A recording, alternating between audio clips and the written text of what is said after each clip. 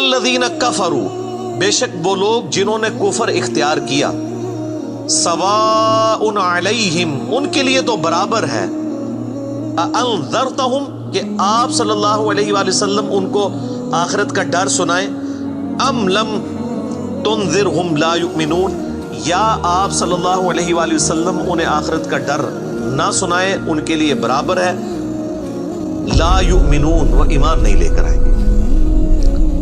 اچھا، اس کا یہ مطلب نہیں ہے کہ جو کافر ہے اس کو آپ نے تبلیغ نہیں کرنی ہے۔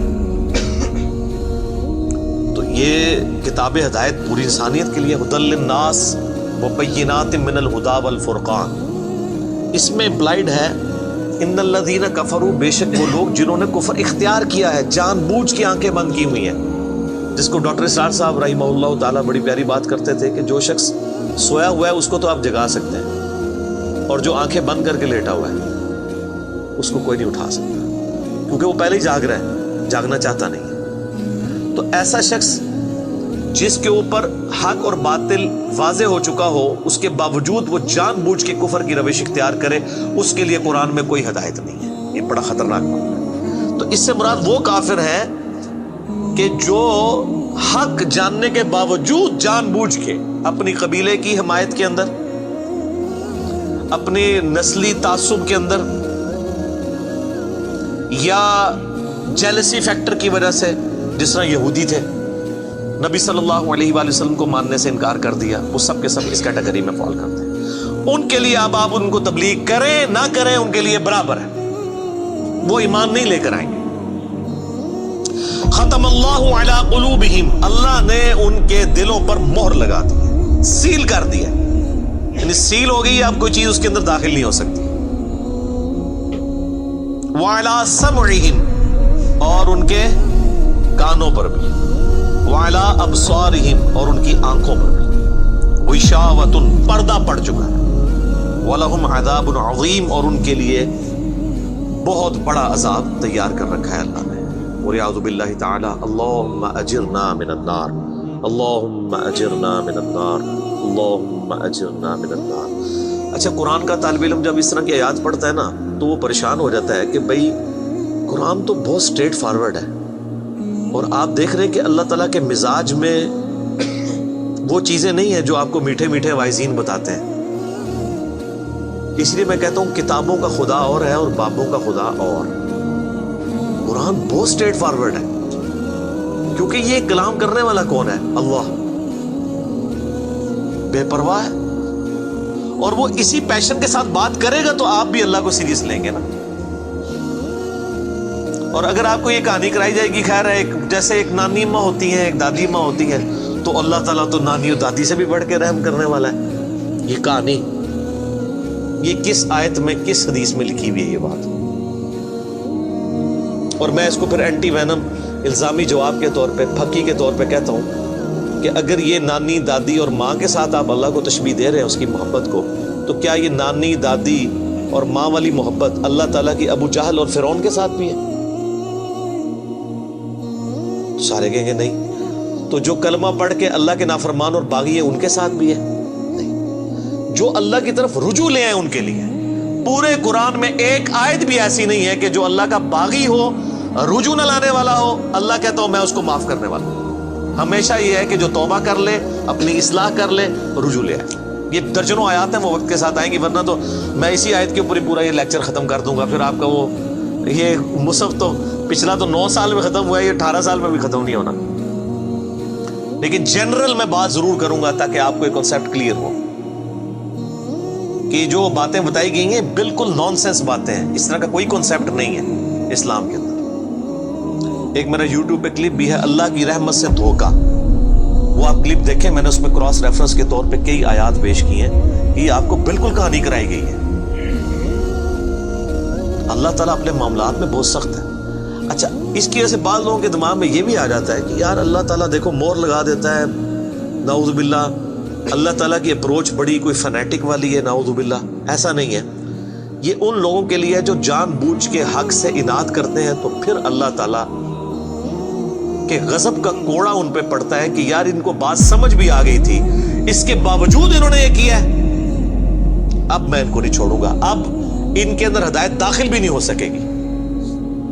یہ بہت، یعنی اس کو کہتے ہیں پوائنٹ آف نو ریٹرن. اب اس پہ اللہ تعالیٰ کو کوئی پوچھ نہیں سکتا، اس کو اللہ نے بین کیا ہے. لا يسأل عما يفعل وهم يسألون. اللہ کو کوئی نہیں پوچھ سکتا اس نے کوئی کام کیوں کیا. اللہ ہر ایک کو پوچھ سکتا ہے. یہ اللہ کو گلا نہیں کیا جا سکتا. رب ہے، مالک ہے، اس نے اپنے لیے رول طے کیا کہ بھئی جب پوائنٹ آف نو ریٹرن پہ کوئی بندہ پہنچے گا، سچائی قبول کرنے کے باوجود وہ حق سے اناد کرے گا، اس کو نظر آ جائے گی سچائی ہے، پھر بھی وہ اناد کر دے گا، پھر میں موت لگا دوں گا. اور پھر وقت کا پیغمبر بھی اس کو ہدایت نہیں دے سکتا. انک لا تہدی من احببت ولکن اللہ یہدی من یشاء. اے نبی، جس سے تم محبت کرتے ہو تم بھی اسے ہدایت نہیں دے سکتے. اللہ جسے چاہتا ہے ہدایت دیتا ہے. ہدایت کس کو دیتا ہے؟ والذین جاہدوا فینا لنہدینہم سبلنا. جو لوگ ہماری راہ میں کوشش کریں گے ان کے لیے ہم اپنی راہیں کھولیں گے. اس کائنات کی سب سے ایلیٹ چیز ایمان ہے، جس کے اوپر ہمیشہ کی کامیابیوں اور ناکامیوں کا فیصلہ ہونے والا ہے. تو آپ کیا سمجھتے ہیں کہ آپ کو یہ راہ چلتے فٹ پاتھ پہ گری پڑی مل جائے گی؟ اس کے لیے کوئی ایفرٹ پٹ نہیں کرنی پڑے گی. اور دنیا میں جس چیز کی منفعت چند سالوں کے لیے ہو وہ بھی اتنی ایفرٹ پٹ کرنے کے بعد ملتی ہے. اور جس سے ہمیشہ کی کامیابیاں آپ کا مقدر ہونے والی ہیں، آپ سمجھتے ہیں کہ وہ آپ کو چنگے جی لگ جائے گی، مفت میں ہی مل جائے گی؟ نہیں، ناٹ ایٹ آل.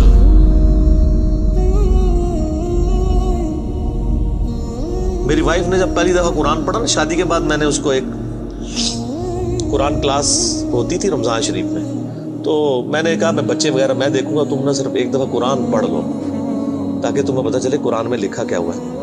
قرآن آپ اکیلے بیٹھ کے تو ظاہر ہے اس طرح نہیں ہے، ایک ماحول ہوتا ہے، ایک ڈیکورم ہے، کلاس ہے جس طرح یہاں لوگ بیٹھے. تو رمضان میں پورا قرآن اس نے مکمل کیا نا، تو میں نے اس سے پوچھا تم نے کیا یعنی اس سے حاصل کیا؟ اس نے کہا جی اللہ بہت سخت ہے، اور جس خدا کا تعارف ہمیں ہمارے ماں باپ اور یہ معاشرہ کرواتا ہے وہ خدا نہیں ہے جو قرآن میں ہے. اللہ تو اپنے معاملات میں بہت سخت ہے. یہ کتاب انذار ہے، تبشیر اور بشارت ان کے لیے جو بات مانتے ہیں. جو نہیں مانتے ہیں ان کے لیے عذاب کا کوڑا ہے یہ کتاب. کیونکہ اللہ ہے نا، یہ کائنات اس نے اس لیے بنائی ہے کہ آپ جانوروں کی طرح کھائیں پیئیں، اولاد پیدا کریں اور مر جائیں. انسان کو اس نے اپنے لیے پیدا کیا ہے، پوری کائنات انسان کے لیے اور انسان کو اپنے لیے. وما خلقت الجن والانس الا لیعبدون. اچھا، یہ جو بات ہے نا ختم اللہ علی قلوبہم وعلی سمعہم وعلی ابصارہم، مور لگا دی ان کے دلوں پر، کانوں پر، آنکھوں پر پردہ ڈال دیا، اب عذاب ہی ان کو آئے گا. یہ آپ نے اگر بات سمجھنی ہے نا تو آپ پارہ نمبر 7 کے آخری صفحے پہ آ جائیں. سورۃ الانعام میں آیت نمبر ہے 110، 7ویں پارے کی آخری آیت. آپ کے یہ بلو والے قرآن میں 142 نمبر پیج کی آخری آیت 110 نمبر. وَنُقَلِّبُ أَفْئِدَتَهُمْ وَأَبْصَارُهُمْ. ہم پھیر دیتے ہیں ان کے دلوں کو اور ان کی آنکھوں کو، عقل اور ان کی آنکھوں کو، کہ وہ حق بات قبول نہ کریں. حق سے اللہ فرماتا ہے کہ میں ان کو حق سے اندھا کر دیتا ہوں. کما لم یؤمنوا به اول مرہ، جس طرح کہ انہوں نے بھی تو پہلی دفعہ جب ان کے اوپر حق کھلا تھا انہوں نے ایمان لانے سے روح گردانی کی تھی نا، اب یہ چاہیں گے بھی نہ تو میں ان کو اسلام کی طرف نہیں آنے دوں. وَنَذَرُهُمْ فِي طُغْيَانِهِمْ يَعْمَهُونَ، اور میں ان کو چھوڑ دوں گا اپنی سرکشی میں بھٹکتے پھرے. وَلَوْ أَنَّنَا نَزَّلْنَا إِلَيْهِمُ الْمَلَائِكَةَ، اور اب اگر فرشتے بھی ان کے سامنے نازل ہوں، وَكَلَّمَهُمُ الْمَوْتَ، اور مردے قبروں سے نکل کے ان کے ساتھ بات کرنا شروع کر دیں. وَحَشَرْنَا عَلَيْهِمْ كُلَّ شَيْءٍ قُبُولًا، اور ہر چیز جن کا ان سے وعدہ کیا تھا ان کی آنکھوں کے سامنے آ جائے، قیامت بھی، عذاب بھی، سب کچھ بھی. مَا كَانُوا لِيُؤْمِنُوا، پھر بھی ایمان نہیں لے کے. یہ ہے سر کتابوں کا خدا. یہ نانی اماں، دادی اماں اور ماما نہیں ہے، یہ اللہ ہے. کتنی سختی ہے کہ فرشتے بھی. اب مجھے بتائیں کسی سے مردہ نکل کے قبر سے کہے کہ میری تو پھینٹی لگ گئی ہے، آپ کو تو پوری زندگی نیند نہیں آنی ہے، لیکن اللہ فرما رہا ہے پھر بھی ایمان نہیں لے کے آئیں گے. کر لو جو کر. یہ اللہ کہہ رہا ہے. آمین. الا ان یشاء اللہ، ہاں اگر اللہ ہی چاہے زبردستی کسی کو اس طریقے سے ہدایت دے تو وہ الگ بات ہے. ولیکن اکثرهم یجہلون، لیکن اکثر لوگ جہالت کا شکار ہیں. وہ اپنی وشفل تھنکنگز کے اندر، امانیہم جنہیں کہا گیا ہے، وہ ان میں پھر رہے پھرتے رہے. اللہ تعالیٰ اپنے معاملات میں بہت سخت ہے میرے بھائیوں. اللہ کو سیریس لینے کی ضرورت ہے. ظاہر ہے اس کائنات کی ایک ہی حقیقت ہے، وہ اللہ ہے. اگر اس کو کوئی سیریس نہیں لیتا تو اللہ تعالیٰ کے لیے کیا ہے؟ وہ تو اپنے نبی سے 3 دفعہ قرآن میں کہلوا رہا ہے، قل انی اخاف ان عصیت ربی عذاب یوم عظیم. اے نبی تم فرما دو کہ بالفرض اگر میں بھی اپنے رب کی نافرمانی کروں تو مجھے خود اس بات کا ڈر لگا ہے کہ بڑے دن کا عذاب مجھے بھی آ پکڑے گا. جی سورۃ الانعام، سورہ یونس، سورہ الزمر، 3 سورتوں میں یہ ایک آیت 3 دفعہ آئی ہے.